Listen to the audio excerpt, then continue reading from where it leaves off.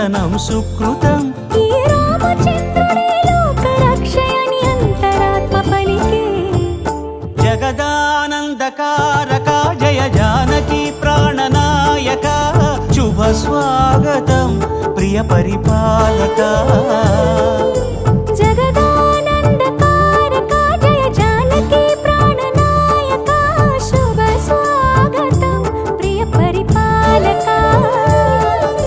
మంగళకరమౌ నీరాక ధర్మానికి వేదిక అవుగాక మా జీవనమే ఇక పావనమౌగాక.